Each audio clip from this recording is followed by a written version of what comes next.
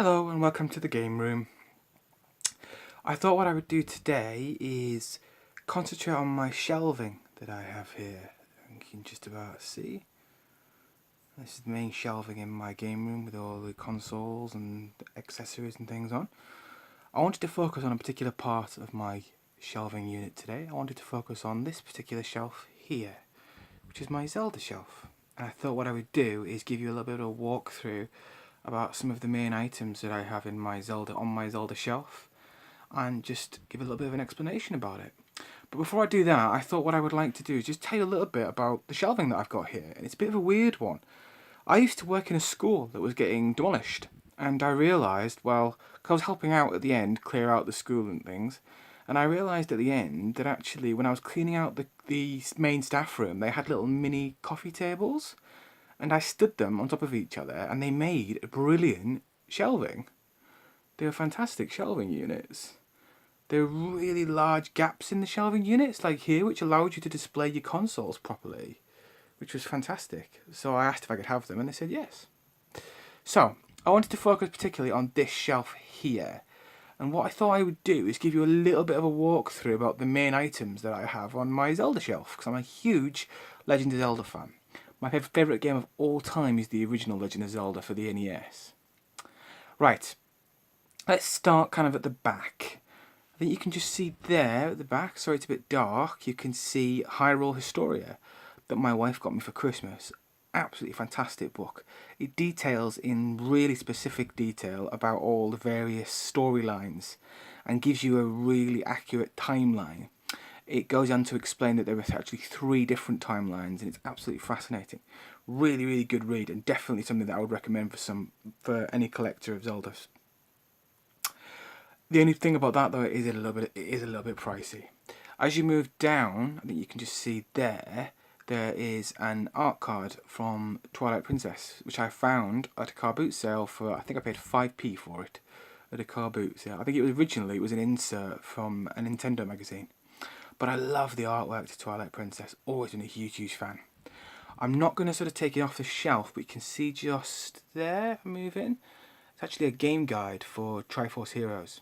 Triforce Heroes is actually one of my favourite Zelda games. It's very, very different.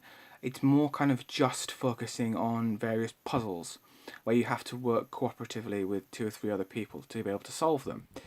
It's actually a really, really addictive game. Really, really fantastic. Very, very different than a normal Zelda game, and definitely something that I would recommend for anybody trying to get into the Zelda series. As we move forward, we can see a little plushie figure there. It's actually Toon Link from Wind Waker, which I got quite recently actually, and I love the art. I know some people are really critical of the art style from Wind Waker, but I actually really, really enjoyed Wind Waker's art style. I thought it was really, really good. And really, really engaging. I don't mind people trying new things and exploring new ways of doing things, and I thought it really worked in Wind Waker. Sorry, I'm trying to focus the camera and keep it steady. Sorry if it's a little bit blurry. Underneath, you can see the big box for Hyrule Warriors Legends for the 3DS. I struggle to get into Hyrule Warriors a little bit. It's not my favourite thing on the for Zelda. I'm not that sure whether I'll pick it up for the Switch. But I don't mind it. I love the box, and the box is amazing, and I love the artwork on the box. I think you can see it on this side, the artwork down there as well.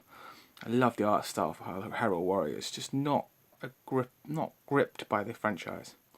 Next to it, just there, again, sorry it's a little bit dark, you can see one of the chests from the original Legend of Zelda game. My wife bought for me.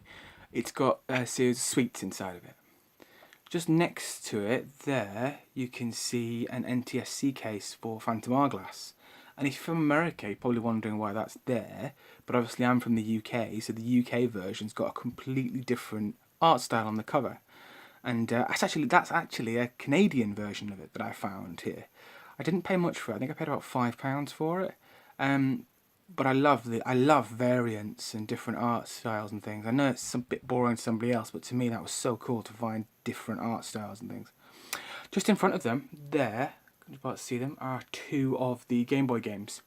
My Game Boy collection for Zelda stuff is really, really weak. That's the only 2 things that I have at the minute. I'm desperate to expand those a little bit more. It's actually Link's Awakening DX and Oracle of Seasons just there. I'm desperate to expand those a little bit more. Link's Awakening is a fantastic little hidden gem of Zelda games, really, that not a lot of people talk about or play. Next to them here, you've got a series of playing cards that I got from trading cards, sorry, with Legend of Zelda theme. They go all the way up to, I think, Twilight Princess. I love them. I think they're so cool, different and weird. I actually got them from Toys R Us, and I actually asked them when I was leaving if I could have the original box that they were displayed in, because I bought all of them. And they said yes, so I got the actual box that they were displayed in, which I thought was fantastic as well. Just next to it here, you have got Legend of Zelda for the Ocarina of Time for the N64. I'm desperate to expand it and get Majora's Mask. I'd love to have both of them.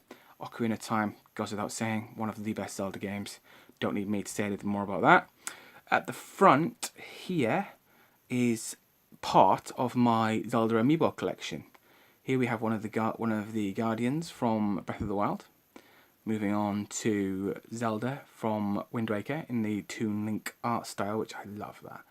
My favourite version of Link, the 8-bit Link from the original Legend of Zelda. You have Twilight Princess, and you have Wolf Link. Again, I love the fact that you could bring that into Breath of the Wild and have Wolf Link help you out in that game.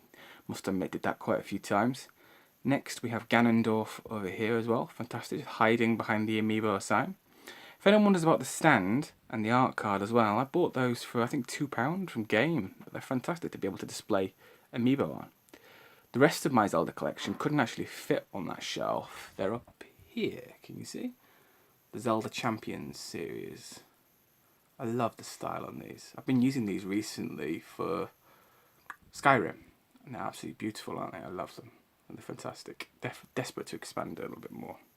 And there you go, that's my Zelda kind of collectibles and things. Again, it's not very impressive, but it's a start, and I'm desperate to expand it this year. And hopefully a bit later on in the year, I'll do a bit of an update and show you a few extra things that I've picked up. Thank you very much.